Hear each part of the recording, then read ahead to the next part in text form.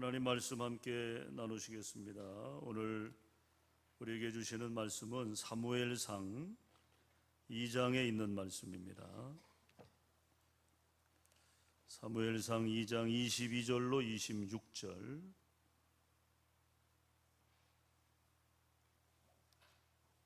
구약성경 411면입니다.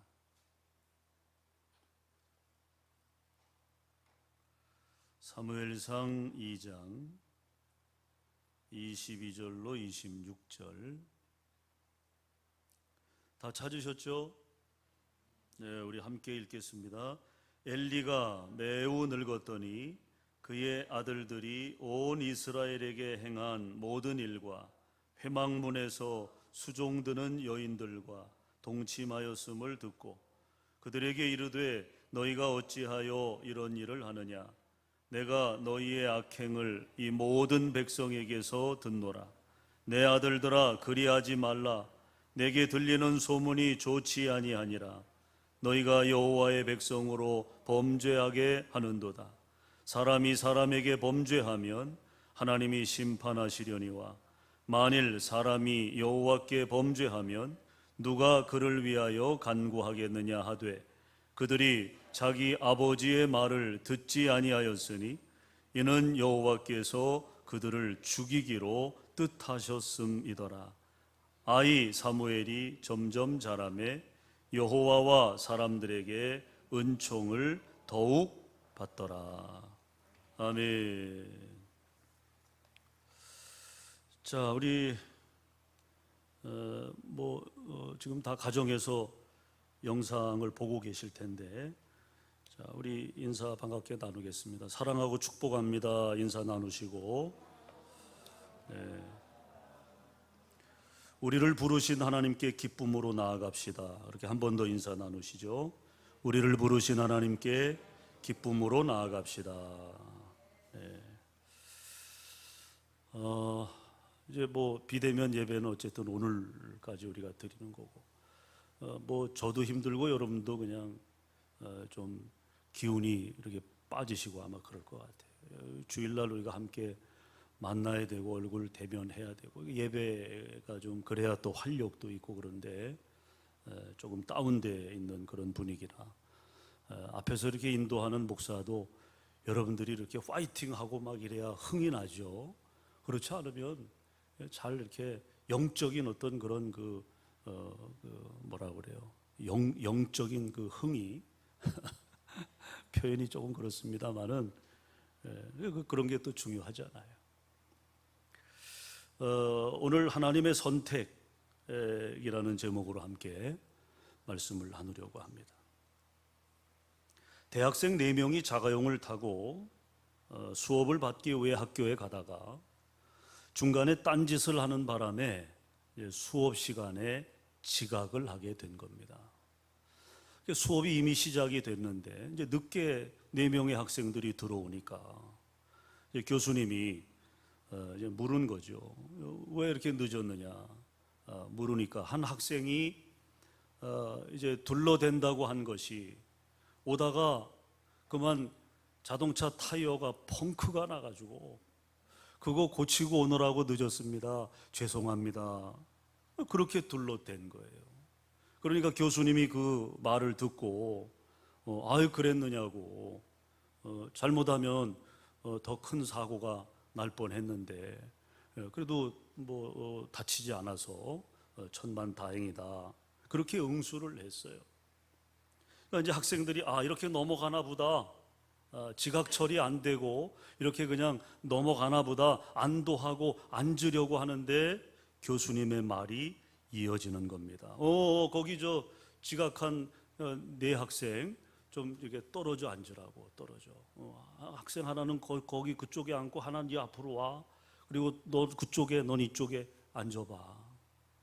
내가 퀴즈를 낼 텐데 맞춰서 답을 적어서 지금 가지고 나오라는 거예요. 어느 쪽 타이어가 펑크가 났는지 적어서 지금 내라는 거예요. 어느 쪽 타이어가 펑크가 났는지. 자, 어떤 결과가 됐을까요? 거짓말이 탄로가 난 거죠. 거짓말이 탄로가 나는 거예요. 아니, 빵꾸가 안 났는데 어느 쪽 타이어가 빵꾸 난 줄 압니까?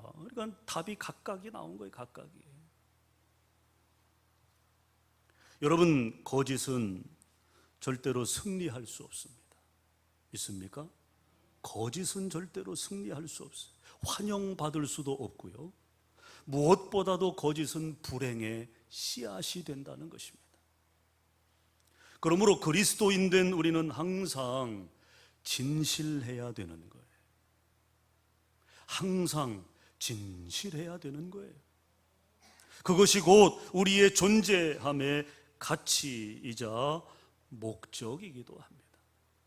여러분, 이 땅에 그리스도인들이 진실하지 못하다면 어떻게 되겠어요? 이 세상이. 우리 그리스도인조차 거짓되다고 하면 여러분, 이 세상은 정말 절망이죠. 절망. 무슨 희망을 논하겠습니까? 여러분, 그렇습니다. 이 세상의 모든 것들은 다 목적을 따라 창조되었거든요. 목적.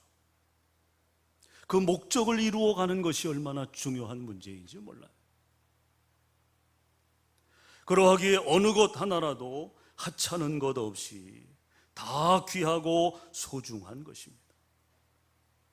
그 중에서도 인간은 하나님의 형상으로 지음받은 만물의 영장이기 때문에 이 땅의 모든 것을 다스리는 특권을 주셨어요. 하나님이. 그 성경에 기록된 말씀 아닙니까? 하나님이 우리에게 특권을 주셨다. 세상을 다스릴 수 있는 특권을 우리에게 주셨다. 그러나 한 가지 우리가 여기서 잊지 말아야 할 것은, 우리에게 하나님이 만물을 다스리는 특권을 주셨다고 해서 인간이 무슨 대단한 능력을 가진 존재인 양 착각하지 말아야 한다는 거예요. 그렇지 않기 때문이죠. 또 우리에게 무슨 신적인 무한함이 주어진 것도 아니라는 것입니다. 인간의 본질을 파고 들어가 보면 사실상 별 볼 일 없다는 것을 우리는 금방 알 수 있어요. 특히 인간이 만들어진 재료를 보면 인간이 얼마나 보잘것없는 존재인가를 알 수 있습니다. 인간은 하나님께서 만드실 때 무엇으로 만드셨어요? 무엇을 빚어? 무엇을 빚어? 예, 흙을 빚어. 흙을 빚어. 이게 내일 문제에 나올래나? 흙을 빚어. 인간을 만드셨다. 여러분, 창세기 2장 7절 보시면 여호와 하나님이 땅의 흙으로 사람을 지으시고 생기를 그 코에 불어넣으시니 사람이 생명이 되니라, 그렇게 말씀하고 있어요. 단지 흙덩이에 불과한 인간이라는 것입니다. 우리 몸이 흙으로 지어졌다는 거예요. 그 말의 의미는 뭡니까? 조심스럽게 살아야 한다라고 하는 거예요. 여러분, 어려서 우리가 흙장난 많이 하잖아요. 예? 진흙도 이렇게 물로 해가지고 빚어서 뭐 이런저런 형상도 만들기도 하고, 또 이 모래가 쌓여 있는 곳에서는 우리가 뭐 합니까? 손 집어넣고 두꺼봐 두꺼봐 헌집 줄게 새집 다오, 그거 하잖아요. 그거 요즘 애들은 뭐 그런 거 모를 거예요. 저희 세대만 해도 그거 했어요. 그거 모래에서 흙에서 흙장난하면서, 그러면 그 손을 살살 이렇게 빼잖아요. 해보신 분들 알잖아요. 살살 무너지지 않게 살살 힘 조절해서 훅 빼면 어떻게 돼요? 그냥 무너지잖아요. 여러분, 흙이 그렇죠. 흙이 도자기 공장에도 가보면, 도예촌에도 가보면요, 처음에 흙으로 진흙으로 이제 그릇 모양을 만들잖아요. 그거 조심스럽게 다뤄요. 그게 아직 열 처리가 안 되고 가마에서 구워지지 않았기 때문에 잘못하면 망가지거든요. 그러니까 조심스럽게. 인간은 흙덩이에 불과하다는 거예요. 그래서 조심스럽게 살아야 한다는 것입니다. 쉽게 깨어질 수 있기 때문에 그런 거예요. 그런데 왜 하나님께서는 인간의 존재를 이렇게 약한 재질을 써서 만들어 놓으셨을까?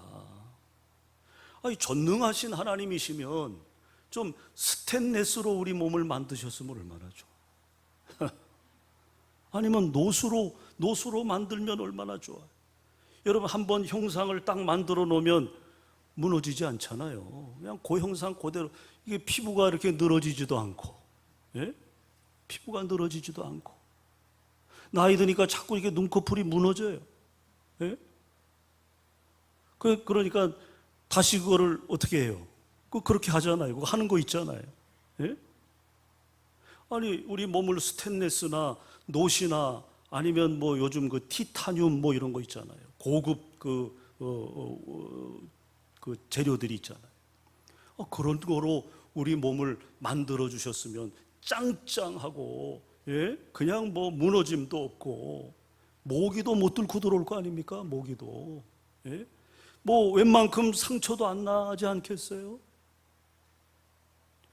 또 백금으로 좀 만들어 주셨으면, 그래 너 인간이 살다가 어쨌든 죽음을 맞게 되면 백금으로 돼 있으니까 그거 팔면 얼마나 돈이 되겠어요.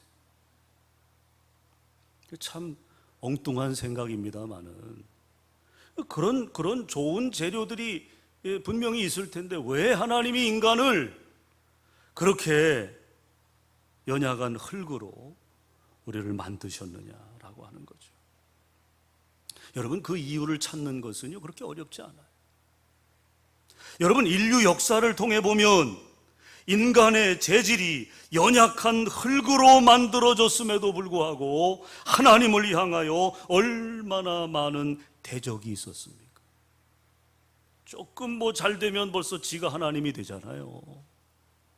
조금 뭔가 손에 주어지면 마치 세상이 자기 것인 양 뻐기고 의시되고 힘주고 그러지 않습니까? 심지어는 하나님을 대적을 합니다. 하나님을. 인간들이 모여가지고 바벨탑을 쌓은 목적이 뭡니까? 야, 우리 하나님처럼 되자. 하나님 저 계신 그곳까지 한번 쌓아 올라가 보자. 우리 힘이 있잖아. 우리 돈이 있잖아. 한번 해보자. 이게 인간이에요, 여러분. 얼마나 많은 대적이 있었는지 몰라요. 만일 인간을 강한 재질로 만들어 놓으셨다면 하나님이 아마 골칫게나 썩으셨을 것 같아요. 골칫게나. 네? 흙으로, 약한 재질의 흙으로 만들었는데도 그 정도니 이게 튼튼한 재질로 만들어 놨어 봐요.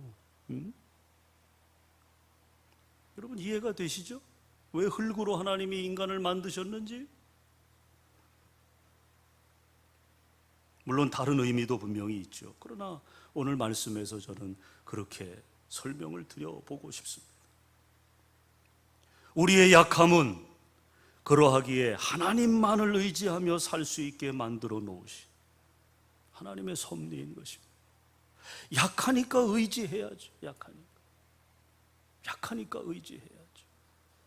사람이 여러분 힘이 빠지고 뭔가 이렇게 가진 것을 이제 가진 것이 사라지게 되면 누군가를 의지하지 않고는 살아갈 수가 없는 거예요. 여러분, 인생이 그렇잖아요. 나이 들수록 여러분 힘이 더 커집니까? 아니죠. 나이 들어갈수록 이제 점점 힘이 빠져요. 점점.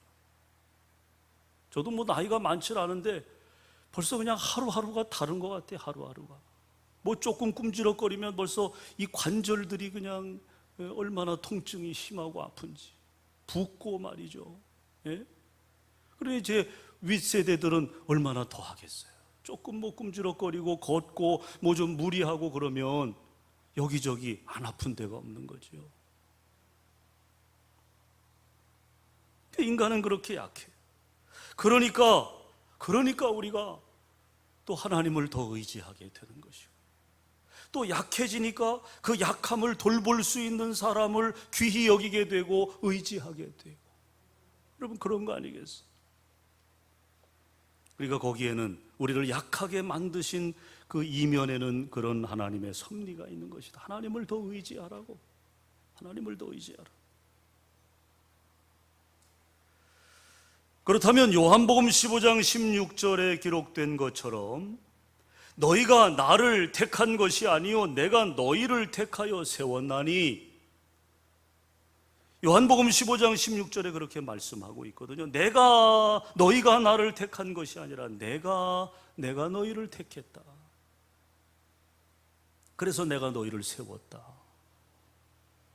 그렇게 말씀하신 대로 하나님께서 이렇게 연약한 그릇들 중에서 어떤 그릇을 선택하여 쓰시는가? 어떤 그릇을 선택하여 쓰시는가? 그것에 대해서 오늘 주신 말씀을 통해 은혜를 함께 나누고자 합니다. 먼저 오늘 본문의 내용을 잠시 살펴보면요, 엘리의 두 아들이 등장하죠. 그리고 사무엘이 등장하는데 이 양자의 행동이 비교되고 있다라고 하는 거예요. 양자의 행동이 비교돼. 엘리 제사장의 두 아들과 사무엘의 행동이 비교되고 있다라고. 홈리와 비느하스, 엘리 제사장의 아들들입니다.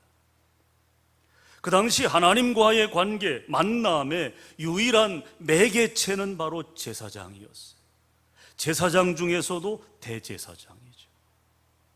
일반 제사장들은, 즉 아론의 후손 외에 레위 지파에 속한 일반 제사장들은 성소까지 출입이 가능했지만 대제사장은 어디까지 들어가요? 지성소까지 들어갑니다. 그래서 하나님을 독대하게 되죠. 하나님을 아련하는 그 자리에는 대제사장만 설 수 있었어요. 엘리는 대제사장입니다. 아론의 후손이거든요. 아론의.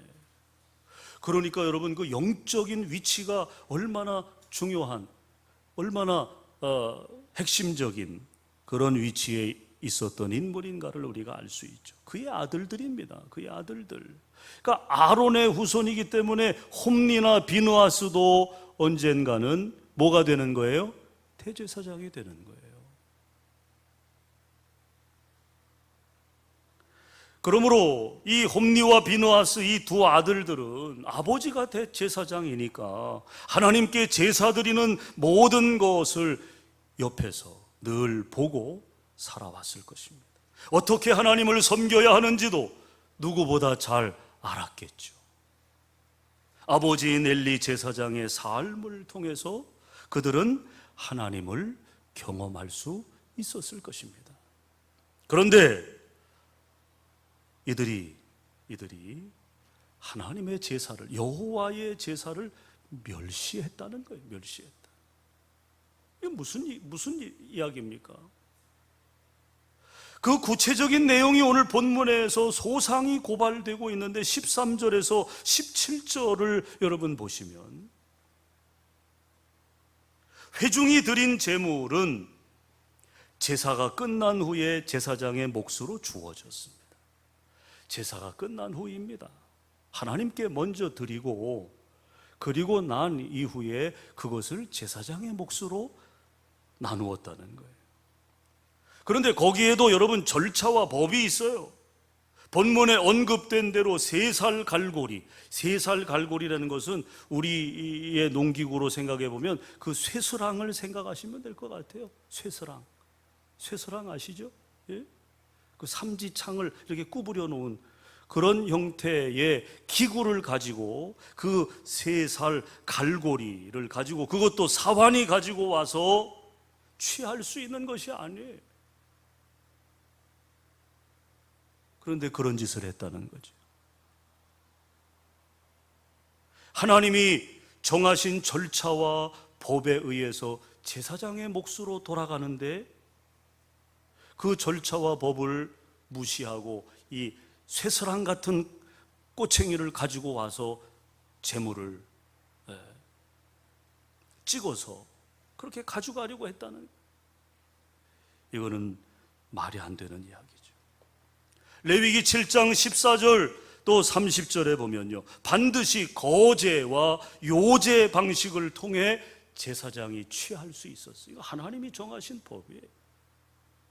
백성들이 제사를 드리기 위해 가져온 제물을 여러분 제사장이 함부로 손을 댈 수 없는 거죠. 그러니까 하나님이 그것을 취함에 있어서도 다 나름의 방법을 통해서 법도를 통해서 그것을 취하게 하셨다. 거제와 요제 방식을 통해서 이 거제와 요제, 전제, 화제 이런 것은 5대 제사 가운데 5대 제사가 있고 그 사이드 제사입니다. 사이드 제사. 거제는 뭐예요? 높이 드는 거예요. 재물을 이렇게 높이 들어. 자기 머리 위로 높이 드는 거예요. 제사장이 취할 때 그것을 하나님 앞에 거제를 통해서 높이 듭니다. 요제는 뭐예요? 요제는 좌우로 흔드는 거예요. 재물을 흔들어요.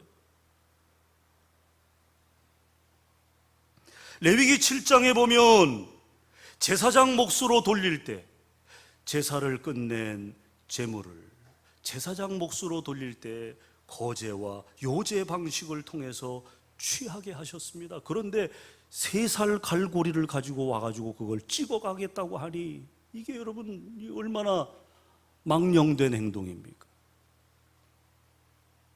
또 화목제물은요, 제일 먼저 기름을 번제단에 태웁니다. 그래서 그 기름 타는 냄새가 올라가는 거예요. 하나님께 기름을 먼저 태우는 거예요. 그리고 나서 나머지 제물을 제사장이 먹을 수 있었는데 오늘 본문에 보면 그 절차도 무시합니다. 그 절차도. 그것도 모자라 22절 보면 무슨 짓거리를 해요? 성범죄를 저질러요. 음행까지 저지릅니다. 음행까지. 그러니까 그들은 이 홈리와 비느하스 대제사장의 아들들인 이 둘은 온갖 불법을 종류대로 다 범한 거예요. 종류대로. 이에 반해 오늘 18절 이하에서 만나는 어린 사무엘은 어떻습니까? 오늘 18절에 보면요, 18절 한번 읽어볼까요? 다 같이 18절 시작.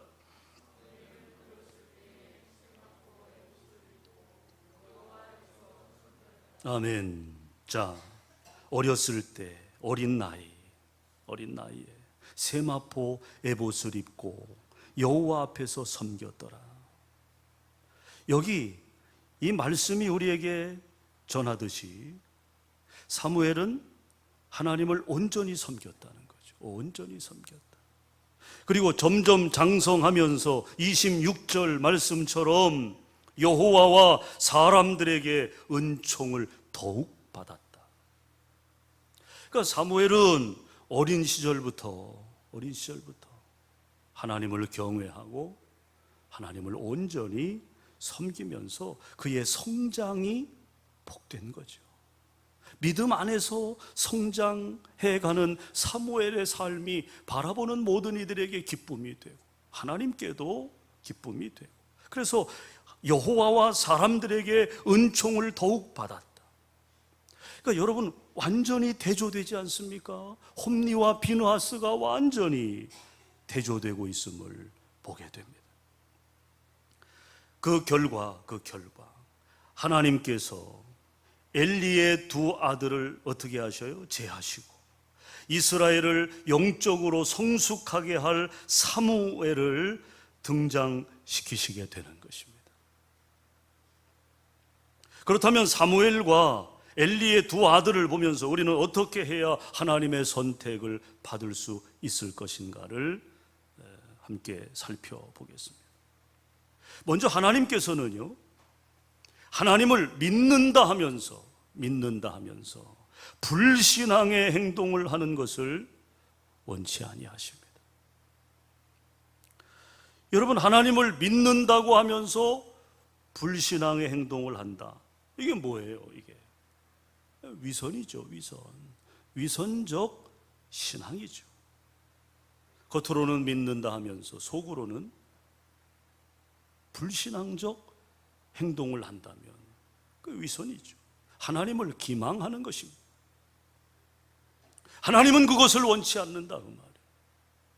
홈리와 비느하스가 대제사장의 아들이기 때문에 누가 봐도 그들은 제사장이죠. 제사장. 작은 제사장이죠. 훗날 대제사장이 될 자격을 가지고 있는 자들이죠. 그런 관점으로 바라봤을 것이고 그들도 또 그렇게 자기들을 아마 드러냈을 겁니다. 그러나 뚜껑을 열어보면 그들은 불신앙의 소유자들이었다는 것입니다. 불신앙의 행동을 하는 거죠. 자, 오늘 본문 12절에 보면요, 12절, 엘리의 두 아들이 하나님에 대하여 어떤 태도를 갖고 있었는지를 우리가 확인할 수 있어요. 한번 12절 우리 다 같이 읽겠습니다. 12절 시작.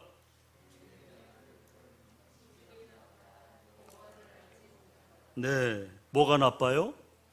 행실이 나빠요. 행실이 나빠. 여호와를 알지 못했다. 이게 참 이 말씀이 이해가 어렵잖아요. 어떻게 여호와를 알지 못할까? 아버지가 대제사장인데, 어렸을 때부터 그들이 살았던 곳이 성전인데 하나님을 알지 못했다. 이것은 뭘 의미하는 거예요? 위선이죠, 위선. 하나님을 신앙하는 그 신앙 안에 있지만 그러나 그 안에서 그들은 불신앙한 거죠. 그것을 오늘 12절은 하나님을 알지 못했다 그렇게 표현하고 있는 것입니다. 저들은 하나님을 모르는 자들이 아니에요. 모르는 자들이.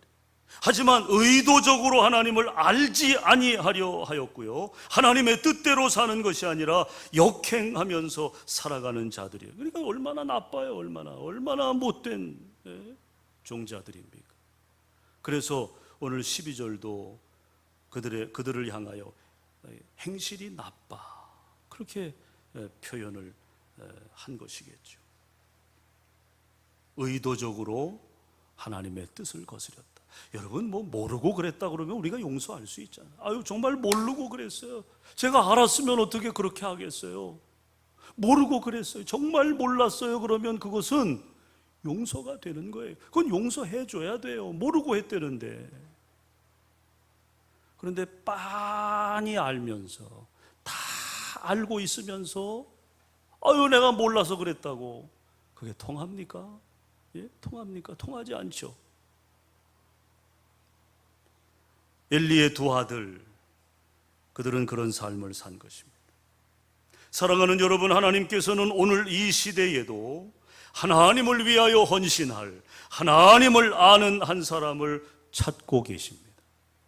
여러분, 우리가 하나님을 안다는 것은 지식적으로 아는 것이 아니에요. 하나님을 내 삶의 중심에 놓고 하나님의 뜻을 따라 사는 사람, 그를 우리가 하나님을 아는 사람이라고 이야기할 수 있는 거죠. 여러분, 지식적으로 하나님 아는 사람들 많아요. 그러나 어디까지나 지식에 머물러 있는 거예요. 지식으로 만난 하나님이에요. 가슴으로 만나야 되는데, 삶 속에서 하나님을 체험해야 되는데 이 머릿속에 갇혀 있는 거죠. 하나님, 지식으로만 하나님을 이해하고 더 이상 진전이 없는 그런 인생들이 얼마나 많아요. 하나님을 우리 삶의 중심에 놓으시기를 바랍니다. 하나님의 뜻을 따라 사는 진짜 하나님을 아는 사람들이 될 수 있기를 주의 이름으로 축원합니다. 조지 뮬러가 있어요. 목사이면서 사회사업가였죠. 일생을 고아를 위해 헌신한 분입니다. 그래서 시대를 초월해서 많은 사람들이 그를 존경했습니다. 지금도 존경하고 있고요. 그 말년에, 그의 인생 말년에 어떻게 그렇게 평생을 그런 일을 하게 되셨느냐, 한 기자가 질문했어요. 그때 조지 뮬러가 겸손한 표정으로 이렇게 대답을 했다고 합니다. 나 조지 뮬러가 죽었기 때문입니다. 나 조지 뮬러가 죽었기 때문입니다. 즉, 평판, 선택, 좋은 것과 싫은 것, 원망 등에 대한 모든 것을 죽였습니다. 그리고 제가 두려워했던 것은 하나님의 책망이었고, 제가 원했던 것은 하나님의 칭찬이었습니다. 그러자 제 인생이 저도 모르게 달라졌습니다. 우리가 온전히 하나님 앞에 헌신하고 하나님의 뜻을 이루는 진정한 그리스도인이 되기 위한 답을 조지 뮬러는 우리에게 주고 있는 거예요. 누가 죽어야 돼요? 내가 죽어야 되는 거예요. 내가 죽어야 돼. 따라합시다. 내가 죽어야 내 안에 그리스도가 산다. 믿으시면 아멘. 내가 죽어야 돼. 바울도 자기를 죽였잖아요. 바울도 자기를 죽였어요. 오늘 우리도 마찬가지. 나 이인호가 죽어야죠. 나 이수담이 죽어야죠. 나 이현진이 죽어야죠. 죽어야죠. 내가 죽지 않고는 결코 여러분 우리의 믿음, 그 믿음의 근본이 되시는 주님이 내 안에서 사실 수 없는 거예요. 그래서 내가 죽어야 된다. 내가 죽어야, 내가 십자가에 못 박혀야 한다. 그것을 강조하는 이유가 거기에 있는 거죠. 사랑하는 성도 여러분, 여러분들은 하나님을 알고 계십니까? 그분의 뜻대로 살아가고 계신가요? 그렇다면 여러분은 하나님의 선택에 의해서 그분의 사역을 감당할 수 있는 특권을 누리게 될 것입니다. 그 다음 두 번째로 하나님의 선택을 받음에 있어서 우리가 유념해야 할 것이 있어요. 하나님께서는 하나님께 드리는 제사를 멸시하는 사람들을 원치 않으신다는 것입니다. 여러분, 제사가 뭡니까? 제사는 오늘날로 예배죠. 예배.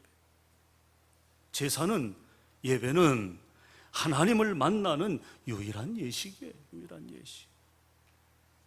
시대가 변해도 예배는 변할 수 없습니다. 예배는 포기할 수 없는 거예요.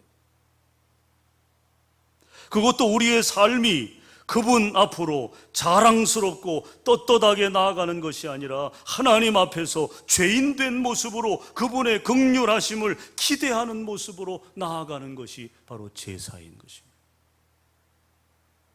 제사를 드리기 위해 제물을 준비하고 나아가는 모든 이들은 다 죄인이었습니다. 죄인들이 제물을 가지고 나아가는 것이기 때문에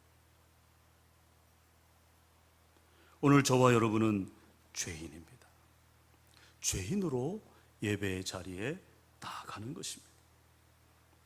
그런데 그 제사의 현장에서 엘리의 두 아들들은 하나님을 만나려는 것은 고사하고 도리어 하나님을 욕되게 하면서 하나님의 이름을 망령되게 행하고 있었다라고 하는 거죠. 하나님을 만나야 할 예배의 현장에서 하나님을 욕되게 했다. 하나님께 드리는 제물까지도 자기들 마음대로 착취하고 말았어요. 결국 그들에게 내려진 하나님의 심판은 참으로 두려운 것이었습니다. 두려운. 오늘 본문 25절 한번 다 같이 읽겠습니다. 25절 우리 큰 소리로 다 같이 읽습니다. 시작. 사람이 사람에게 범죄하면 하나님이 심판하시려니와 만일 사람이 여호와께 범죄하면 누가 그를 위하여 간구하겠느냐 하되 그들이 자기 아버지의 말을 듣지 아니하였으니 이는 여호와께서 그들을 죽이기로 뜻하셨음이더라. 자, 그들은 스스로 멸망을 자초하고 말았습니다. 화를 자초하고 만. 그러나 사무엘은 어떻습니까? 오늘 본문 18절에 보면 사무엘이 어렸을 때 세마포 에봇을 입고 여호와 앞에 섬겼더라 그렇게 말씀하고 있죠. 여기에서 말하는 이 에봇은 뭡니까? 이 에봇은 구별된 의복입니다. 즉 성전에서 하나님께 봉사하는 제사장들이 입는 옷을 에봇이라고 합니다. 이 에봇은 롱 원피스를 생각하시면 돼요. 우리 성가대 가운, 지금 이제 헌금위원들 입은 가운 같은, 저기에 이제 허리띠를 두르게 되면 그것이 성전에서 하나님께 봉사하는 제사장들의 의복이 되는 것입니다. 옷깃이 없이 길게 늘어뜨린 그런 옷이죠. 특히 세마포 에봇은 대제사장이 입는 에봇과 다른 것으로 일반 제사장들과 레위인들이 입었던 옷을 말하는 것입니다. 여러분, 사무엘은 레위 지파입니다. 사무엘의 아버지 엘가나가 레위 지파이기 때문에 사무엘도 레위 지파. 그래서 제사장들이 입는 에봇을 사무엘도 입을 수 있었던 거예요. 아무나 입는 게 아니잖아요. 레위 지파가 아니면 입을 수 없는 옷입니다. 사무엘은 레위 지파이기 때문에 그래서 에봇을 입은 것입니다. 자, 여러분, 사무엘이 어렸을 때부터 이 옷을 입었다 그렇게 돼 있어요. 어렸을 때부터 이 옷을 입었다. 유행을 따른 것도 아니고요, 멋을 부리기 위함도 아니었어요. 오직 부패와 죄악으로부터 자신을 지키려고 하는 노력, 우리가 그렇게 해석할 수 있을 거예요. 여러분, 우리가 액세서리로 이렇게 십자가 목걸이를 하고 다니는 분들이 있죠. 그거 멋내기 위해서 그렇게 하는 분도 계시지만, 어떤 분, 개 중에는요, 그 십자가를 몸에 지님으로 해서 거룩한 생각의 거룩함, 말의 거룩함, 내가 보는 것의 거룩함, 그 의미를 담고 그 무게감으로 십자가 목걸이를 걸고 다니는 분들이 있어요. 그냥 멋내기 위해서, 그런 차원이 아니라, 여러분, 사무엘이 어렸을 때부터 에봇을 입었다라고 하는 그 의미 속에는 자기 자신을 성결하게 지키기 위한 그런 노력이 거기에 담겨져 있는 거죠. 우리가 자동차 운전을 할 때도 여러분, 그 앞에 그 룸미러 앞 거기에 십자가를 이렇게 걸고 있잖아요. 그 뭐 폼으로 겁니까? 자동차 운전을 할 때도 하나님이 나를 지켜주신다, 주님이 나와 함께 하신다, 하나의 영적인 상징이고 심벌이죠, 심벌.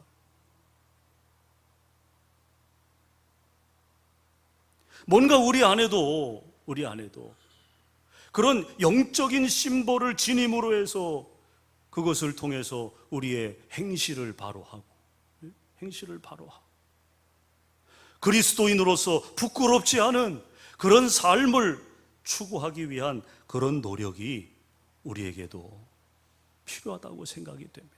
사무엘은 그렇게 한 거예요. 사무엘, 하나님 앞에서 정결한 모습을 갖기 위해 어린 나이임에도 불구하고 경건의 삶을 살고자 했던 사무엘은 그러므로 하나님께서 인정하시기에 충분했다. 하나님이 인정하시기에 충분했다. 사무엘이 이처럼 하나님 앞에 인정받는 모습으로 설 수 있었던 것은 바로 그의 부모인 엘가나와 한나의 지원이 컸음을 볼 수 있습니다. 사무엘이 하나님 앞에서 온전한 섬김의 삶을 살 수 있도록 기도로 지원을 했고 정성을 다했다는 거죠. 정성.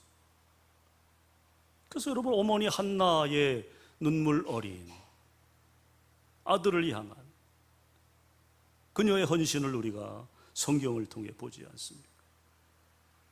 말라기 3장 17절에 보면, 또 사람이 자기를 섬기는 이들을 아낌같이 내가 그들을 아끼리니 라고 말씀하신 것처럼 부모의 지원이 자녀들에게 아주 중요한 역할을 한다는 거예요. 그런 자녀들을 하나님도 아끼신다는 것입니다. 부모가 자식을 아끼지 않는데 하나님이 그 자식을 아끼시지 않겠죠. 그냥 우리가 직설적으로 이야기하면 그렇습니다. 그러니까 내 자식에 대해서 우리가 소중하게 여기고 그에게 어떤 영적인 가치와 의미를 부여하고 신적 능력이 그의 삶을 견인할 수 있도록 우리가 그렇게 중보 기도하고 응원하고, 그런 부모의 역할이 중요하다는 거예요. 사무엘이 사무엘 되기까지는 엘가나와 한나, 그 부모의 역할이 컸다는 것입니다. 이처럼 사무엘은 바로 하나님 앞에서 준비되어진 사람임을 알게 됩니다. 여러분, 하나님께서는 준비된 기드온과 300명의 용사를 선택하여 수만의 전쟁에서 승리케 하셨던 것처럼 오늘도 훈련되고 헌신되어진, 준비되어진 사람을 찾고 계십니다. 디모데후서 2장 21절 말씀처럼 한번 읽어볼까요? 같이. 디모데후서 2장 21절.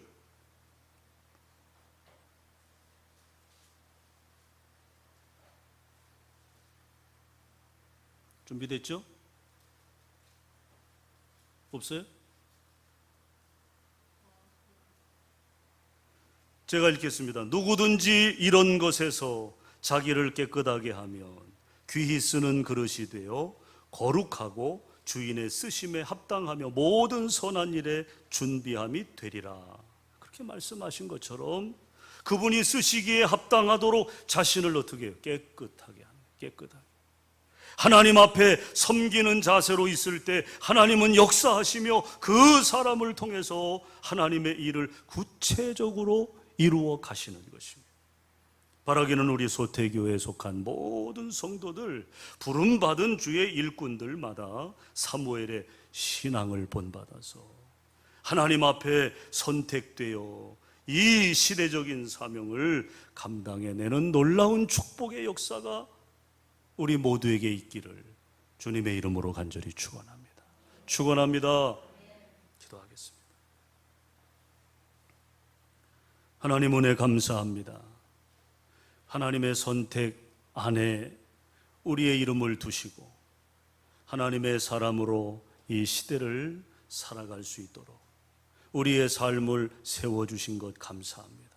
홈리와 비느하스와 같은 어리석음을 범치 않게 하시고 사무엘과 같이 늘 정결하고 성결한 삶을 살아갈 수 있도록 우리 자신을 쳐서 늘 그리스도께 복종하며 우리 자신을 죽이며 오직 내 안에 그리스도가 살아 역사하시도록 그렇게 우리의 중심을 주님께 두게 하여 주시옵소서. 우리에게 허락된 우리의 모든 삶의 자리마다 그리스도인으로 나아가는 저들의 발걸음을 통하여 변화시켜 주시고 많은 이들이 주님 안에서 구원의 감격과 기쁨을 얻고 그리스도인 된 가치와 선한 목적을 이루어 가는데 함께 동역자들로 세워지는 역사가 우리 성도들의 삶을 통해서 이루어지게 하시옵소서. 예수님 이름으로 축복하며 기도합니다. 아멘.